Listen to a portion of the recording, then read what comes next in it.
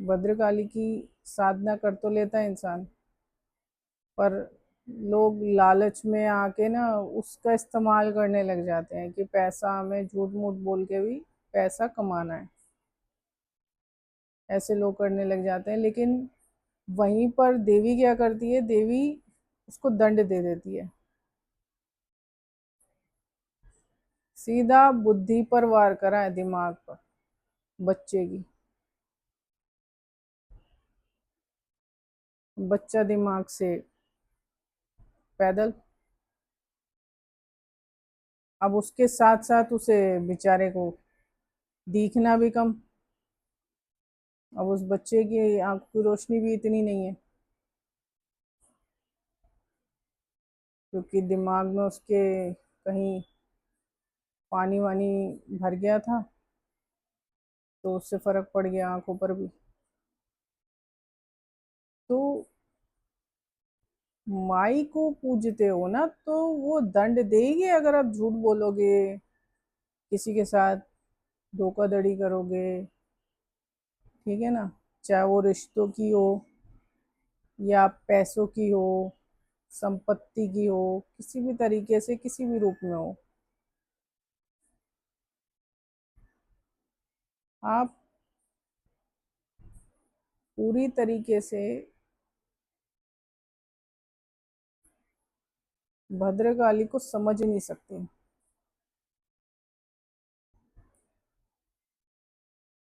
अब एक बुढ़िया है जो दक्षिण काली को मानती है।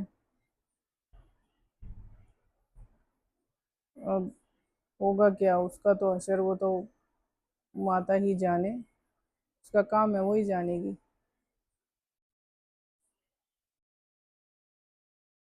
तो गृहस्थी उन्हें बनानी पड़ी, वो नहीं चाहते थे फिर भी उन्हें बनानी पड़ी, क्योंकि वो बनाना लिख रखा था उनका, वो उसको काटना चाह रहे थे।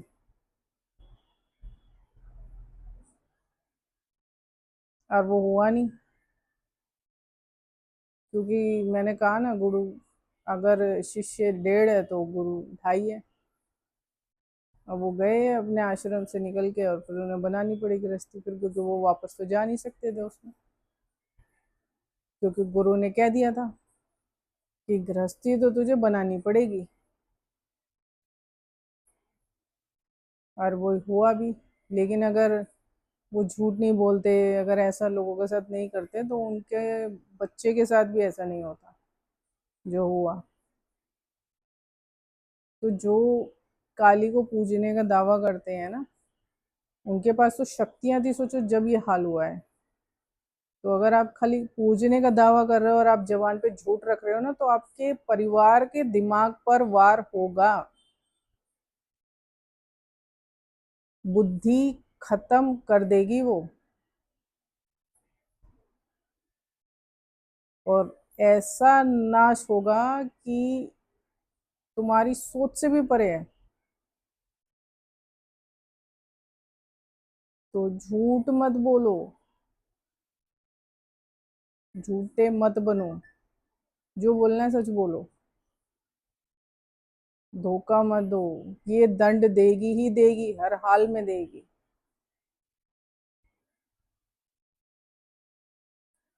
अब वो, मुझे तो खैर सारी, कोई भी शक्ति देने के लिए तैयार हो जाता है अपने, लेकिन सारी शक्तियां तो मैं संभाल नहीं सकती ना। तो संभालने के लिए बहुत कुछ, मुझसे ये शक्तियां कुछ नहीं मांगती हैं।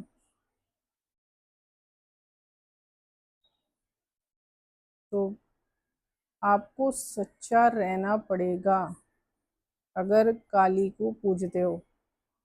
और जो घर में है ना, घर में काली की मूर्ति नहीं रखनी चाहिए, दुर्गा जी की रखो, दुर्गा जी के रूप की पूजा करो। क्योंकि इंसान झूठ बोलते हैं, मैंने खुद देखा है। लोग झूठ बोलते हैं, तुमने काली की मूर्ति रखी हुई है घर के अंदर, तुम झूठ पे झूठ बोल रहे हो, तो तुम्हारा नाश तय है। वो दंड देगी ही देगी।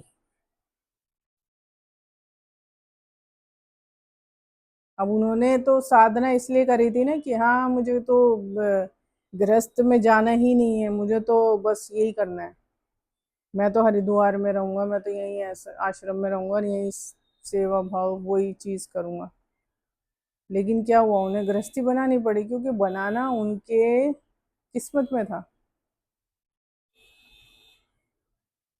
तो वो जब नहीं बच पाए उसके दंड से, तो सोचो आप लोग कैसे बचोगे। जिसने काली को पूजा है